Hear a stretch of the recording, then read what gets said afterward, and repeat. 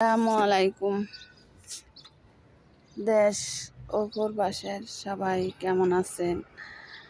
দেখেন, এটা সৌদির রাস্তাগুলো এত পরিষ্কার থাকে, এরকম যদি বাংলাদেশের রাস্তাগুলো পরিষ্কার থাকতো বুঝছেন কিনা ভালো হতো। দেখেন তো, দুই পাশে গাড়ি আর বাড়ি, তারপরও মাঝখান থেকে এত বড় রাস্তা, মাঝখান থেকে গাড়ি যা আসা করে, দুই কাতারই গাড়ি যা আশা করতে পারে, দুই পাশে গাড়ি থাকাকালীনও, তারপরও মাঝখানতে গাড়িগুলো যায় কীভাবে দেখেন।